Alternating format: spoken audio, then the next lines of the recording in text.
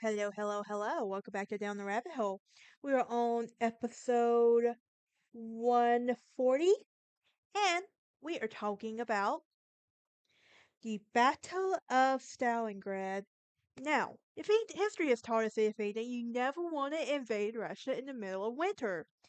Now, before I jump into that, my name is Brittany. This is Down the Rabbit Hole. We talk about history, paranormal activity, and urban legends. If that's something you're into, please hit that like button, ring that bell for notifications. Also, please subscribe. Also, if you notice, comments have been disabled for many reasons. Kindness matters, words matter, and until we learn to control our kindness, I will not be turning any comments back on anytime soon. Um, just want to point that out there. Um, everything some of you is probably thinking I'm being terrible, and those of you listening who have commented negative stuff before, just know your worth. You don't have that power, and I'm not giving you that power to continue to hurt. Now, with that being said, let's dive into today's episode. World War II is my favorite war of history to talk about. Today, we're going to be talking about a battle which was a turning point in the war, and we we know that you will never, and like I said in the beginning of this episode, you never invade Russia in the middle of winter. All of the history's greatest dictators have fallen into this trap, and yet, somehow, soon after, they start to lose power. So apparently, Hitler did not take a lesson to learn from history. Like, we need to learn from history on this kind of stuff. But Stalingrad was one of the most decisive battles on the Eastern Front of the Second World War. The Soviet Union inflicted a catastrophic defeat on the German army and around the strategically important city on the Volga River, which bore its name from the Soviet dictator Joseph Stalin. Now, in the summer of 1942, Hitler launched a major offensive into Russia and into southern Russia, seeking to destroy what was left of the Soviet army and ultimately capture the Caucasus oil fields. And the initial advances went well, and the German Sixth Army under the General Friedrich von Palais was ordered to capture the city. But Stalin demanded it be defended at all costs. Every available soldier and civilian was mobilized, and Stalingrad was heavily bombed by Lotharit, and ruins became the scene for months of the bitter street fighting.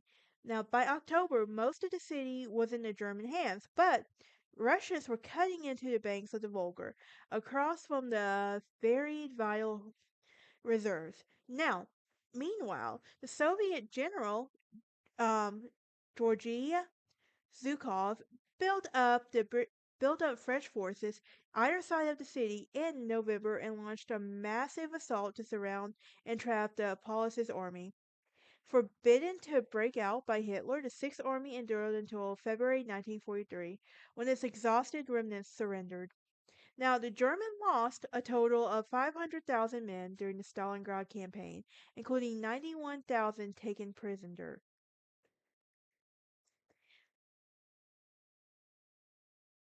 Now, the Battle of Stalingrad was a brutal military campaign between the Russian forces and those of Nazi Germany and the Axis powers during World War II.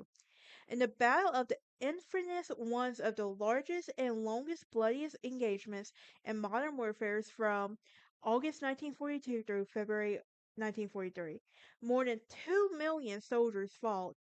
Um, in close quarters, and nearly 2 million were killed, injured in the battle, including tens of thousands Russian civilians.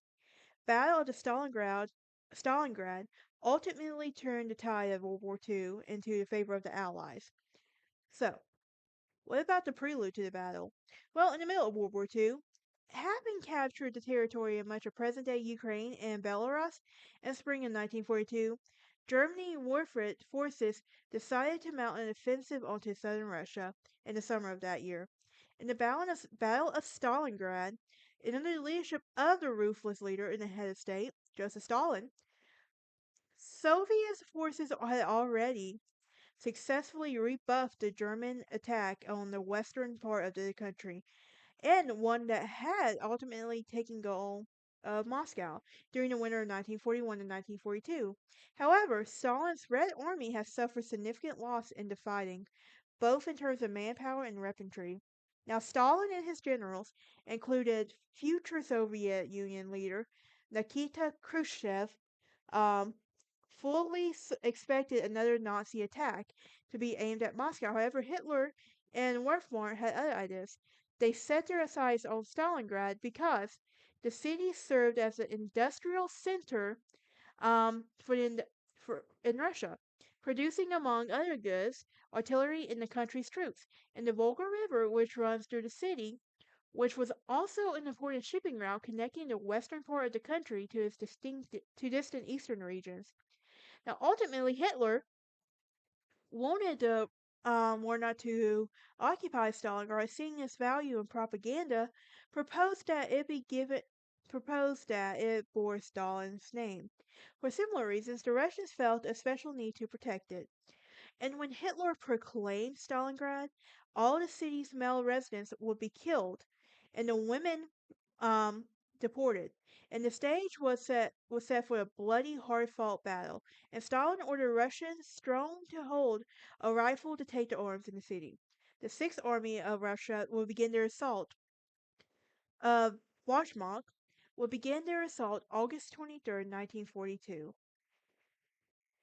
And so Russian forces were initially able to slow the German Wehrmacht advances during these series of brutal skirmishes just north of Stalingrad. Now, Stalin's forces lost more than 200,000 men, but they successfully held off the German soldiers.